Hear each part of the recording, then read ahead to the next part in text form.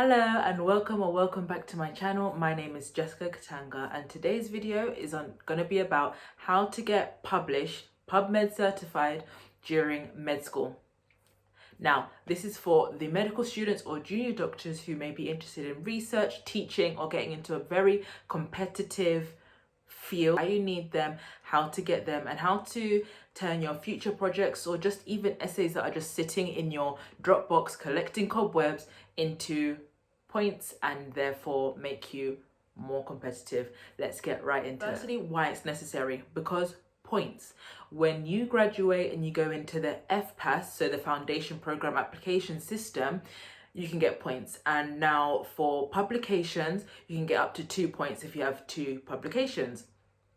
That doesn't seem like much, but then if you are applying for the academic foundation program, which is a type of foundation program if you're very heavily interested in research or teaching, then you can get up to 10 points. That's if you have up to 10 research papers. Now, this is kind of unrealistic, or maybe if you had a undergrad, then you might have published things then. So you might not get the whole 10 points, but you can definitely get into there. I know one person who's got like 4 publications in 1 year or something, so shout out her. Having these points just makes you more competitive, and if you want to stay in an area like London or something like this, then that's only just going to be good for you. And then when you go into after your junior doctor years and when you're applying to ST3, i.e. to become a registrar, you're going to have to first go through the new pathway. It's a bit different, but that again will mean points, and that will make you more competitive, more likely to get interviewed. Also, it's not just about points, it's also about the fact that undertaking these projects means that you will be able to dive deeper into a subject that you just don't get to in the mainstream medical curriculum because there's just not enough time. It would be inappropriate to. So you can like really be expert on a subject that nobody else is, and that could be really, really interesting to you. My research has been on IIH. I'll talk a little bit more about that later, and on like vascular cognitive impairment, retinopathy, and common variable in immunodeficiency. And everything that I learned from those have been just so helpful. And you normally have to do these like student selected components where you have to pick a topic and then write about it. So even though it's kind of boring, you might as well make it worth your while by getting something tangible, i.e. papers, and therefore points from this, rather than just doing it to like a minimum effort and then just moving on. So first, try to pick something that you are passionate in or want to do later.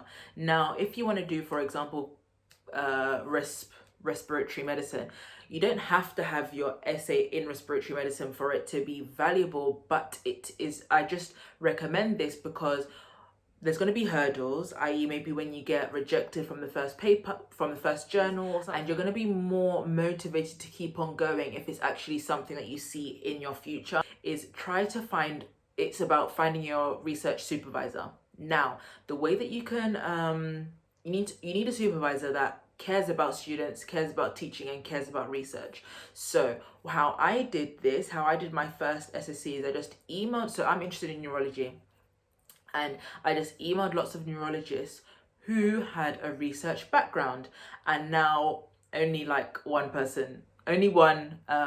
replied back to me, who is now my mentor, and I absolutely love her. She's an amazing mentor, amazing teacher, and yeah, so that's kind of like a self-selection because only the people who replied to you already care about students. But if you, for example, have like a few people that you could choose from, then, and research is really important to you, maybe do a Google search of each one, and then whichever one has more research papers, then maybe that's the one that you want to go for.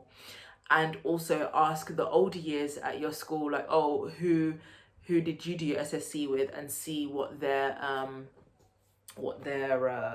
opinions are. So older years at med school are always going to be your most valuable resource. They can tell you so much, and that is also true when it comes to tutors, who you should pick and who is supportive, because if your tutor is supportive, that makes all the difference. 3, be open-minded to the project that they give you. So as I said, I'm interested in neurology, but the project that I was given was in IIH, which is idiopathic intracranial hypertension.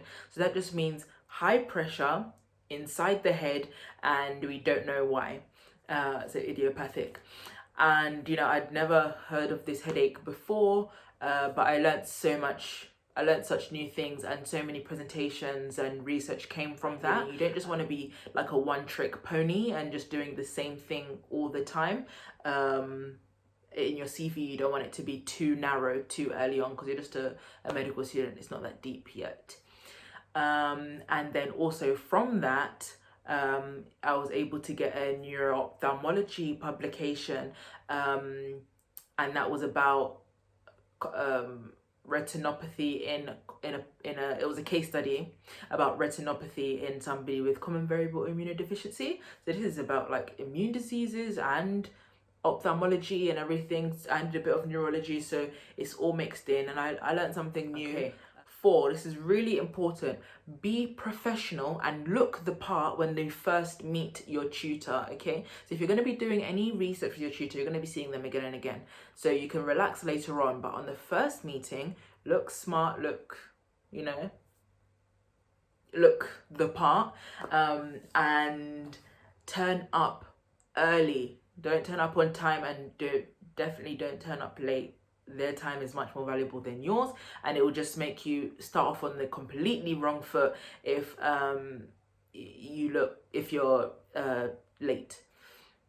And the first meeting, make sure you state your aims clearly. Say, so this is what I said, that you are really eager to learn, and I've seen your papers in this topic. You can even mention that, and that'll be really good, and I would love to get our project published, and I'm willing to do any extra work outside this project so we can get a publication.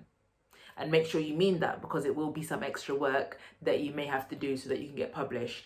But yeah, just say that, and if you've turned up on time and you look the part, then you just look eager, and even if that project, maybe they won't get published, but they'll definitely keep you in mind and be like, oh yeah, that girl or that guy said that they will, seems reliable and everything like this.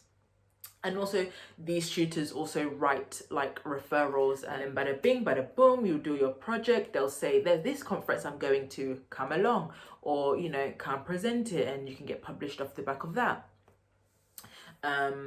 Or in my case, they had a paper that they were trying to publish and it wasn't being accepted. So they asked me, because I had more time as a medical student, to reformat it so it can be sent to another journal. And just for reformatting, I was put as second author.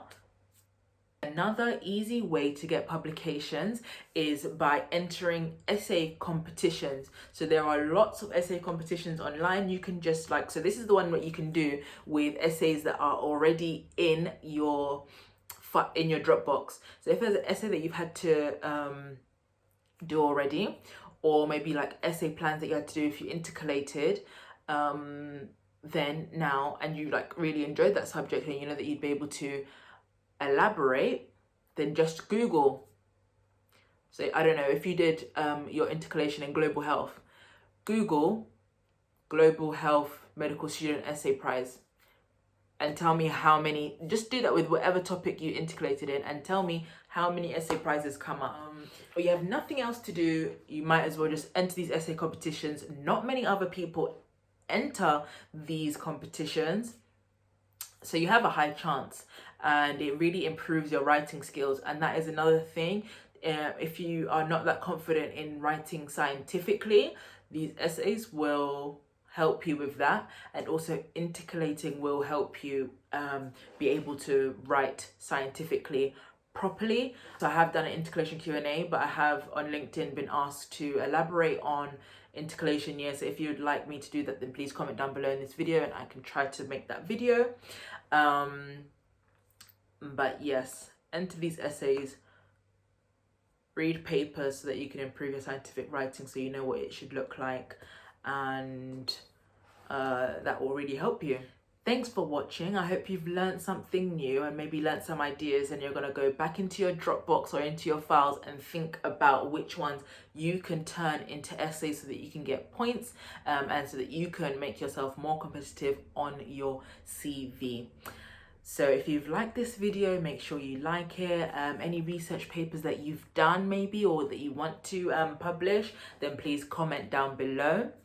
And make sure you subscribe so you can join the family and you can learn more tips. Here, we're not doing the whole competition hush hush thing. We need to all share our tips and share the ways, because med school is hard enough. We need to be lifting each other up because there is space for all of us to succeed. So if you've liked this video, make sure you like, comment, share and subscribe, and I'll see you in the next one. Bye.